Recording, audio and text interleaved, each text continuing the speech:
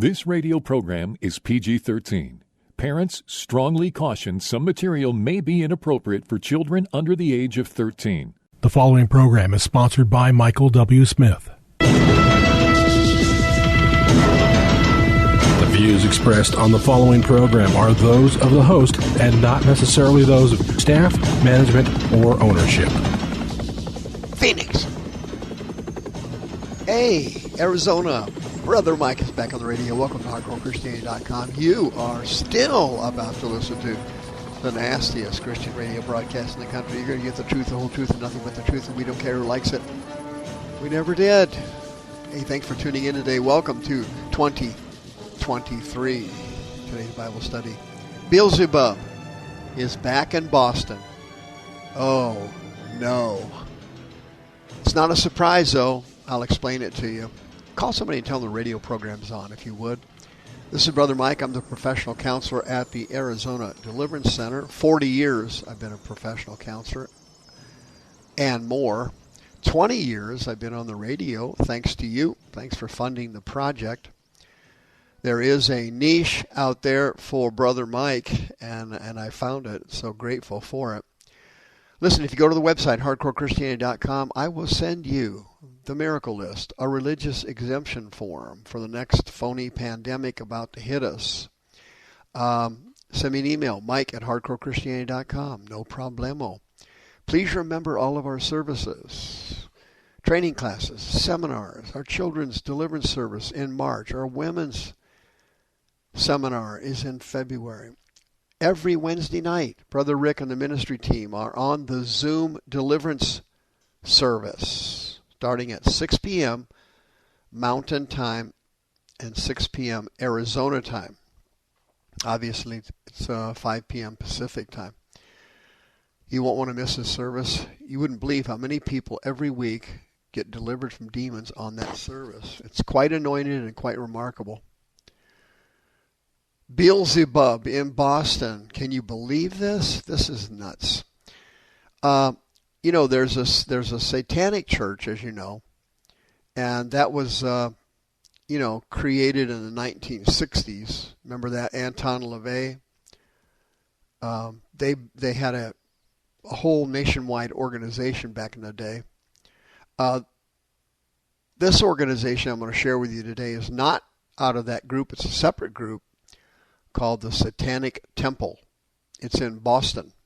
And as you know, Boston is an extremely cursed city because of its history, and I'll explain that in just a minute.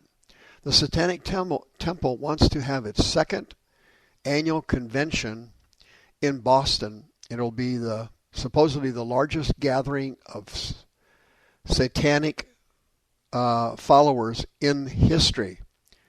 In the history of the United States. The Satanic Temple claims to have almost 2,500 members in the Boston area. It's called SatanCon 2023, held April 28th, 29th, and 30th of this year. It's being promoted as a, quote, weekend of blasphemy and remembrance in Boston. The theme of the convention is Hexenach in Boston, or translated, that means Witches' Night. They got it from an ancient German holiday that's celebrated every April 30th. Who's behind this thing? Of course, Satan himself's behind it. He got behind this thing, and it's literally brilliant because, like the Satanic Church, and Anton LaVey, they do not believe in the existence of Satan. They don't believe in the existence of the supernatural. Well, this is brilliant because it sucks people in, and it's easy for people to join the group because they say, we don't believe in Satan, when in fact it's a satanic movement. Friend, you're dealing with a level of intellect out there, demons and familiar spirits and fallen angels and Satan. Their intellect is so far beyond ours, it's ridiculous. The only possible way to compete is with the indwelling of the Holy Ghost. He's the only one the demons truly fear. The tickets are already on sale for the convention. They don't even have a location for the event. They're selling tickets for it. Apparently the tickets are being gobbled up by people who are nuts. People who don't understand the spirit world. People who don't understand that there really is a Satan. He really does exist. Okay? Now, this group has caused Boston a lot of trouble. You remember a couple of years ago, a guy wanted to fly a Christian flag on the state grounds in Boston near the Capitol, and the people wouldn't allow it. They said you can't put a religious flag on the property. Well, this guy went to the Supreme Court of Massachusetts and won his case. They said, "Hey, you were trampling on this guy's religious freedom of expression rights." So the city then canceled all flags at the Capitol, so they wouldn't have to put a Christian flag up there. Well, the Satanic Temple came along and said, "Hey, we want to put a satanic flag up there." And then Boston said, "No, you can't do that." We passed a law that said no flags are to be put on the property. That case went to the U.S. District Court, and the city of Boston won again. The district court agreed with them that the city had the right to restrict all flags on city property. And again, this has nothing to do with the Church of Satan and Anton LaVey. This is a separate group, as I've mentioned. They don't believe in Satan. They advocate for secularism. They do not believe in the supernatural. That's the tenets of this group. They believe in hedonism. They believe that any person should be able to do whatever they want to do. Translation, it's very similar to the verse in Judges, chapter 17, verse 6. Remember that? Israel, in those days, there was no king. And everyone did what was right in their own eyes. That's exactly what we're staring at here.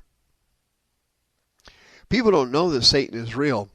I don't know if you know this story, but James Brown, the godfather of soul, he was an extremely popular singer, a superstar, a celebrity, and then some.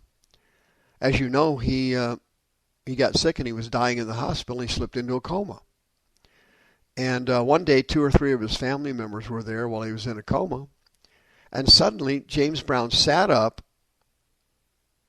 with his eyes closed and started screaming. And here's what they said he said. Quote, "Oh my God, help me, I'm burning, the flames, help." He screamed, fell back in bed, and died.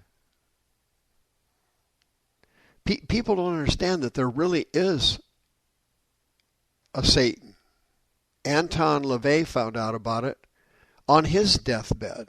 I don't know if you read his biography or looked at this story, but while he was on his deathbed, just about ready to die, he said something, and there were people there listening to him. Here's what they said. He said, quote, "Oh my, what have I done? There is something very wrong.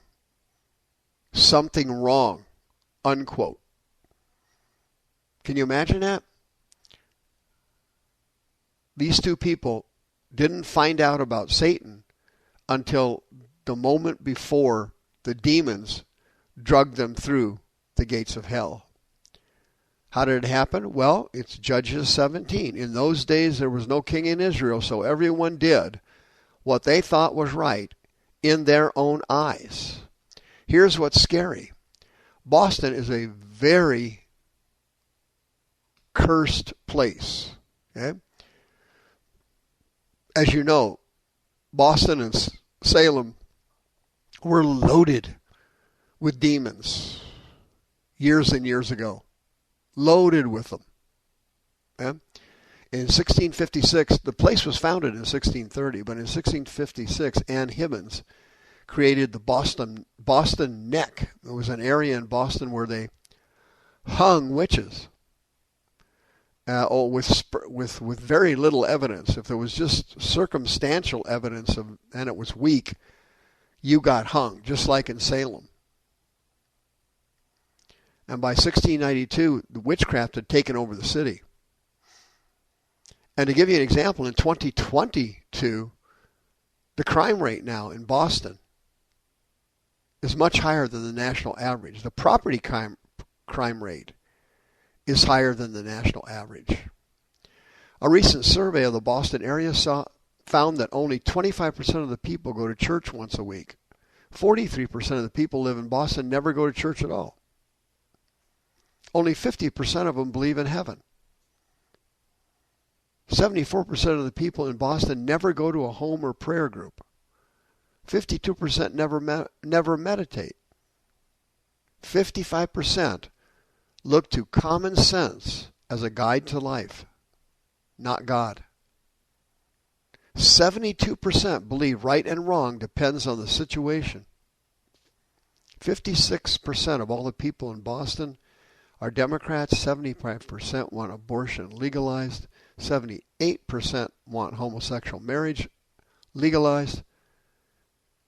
70% believe in evolution. Judges chapter 17.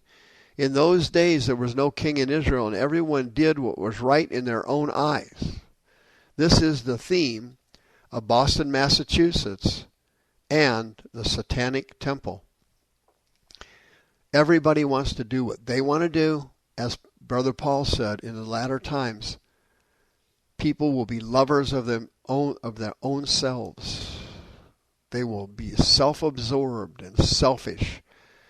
And you need go no further than social media and the current generation of children and young adults being raised who are an embarrassment to the greatest generation that liberated us from Hitler in Europe back in the 1940s. America is heading toward judges where everyone does what's right in their own eyes. Everybody is being Bostonized in the United States. Christianity is being canceled. The Bible's being canceled. I got a surprise for you. You just sitting around looking at this and doing nothing about it? You know what's going to happen? You're going to get canceled next. They're going to come for you. They're going to come for me too. See you next time. The views expressed on this program are those of the host and not necessarily those of staff, management, or ownership. This program was sponsored by Michael W. Smith.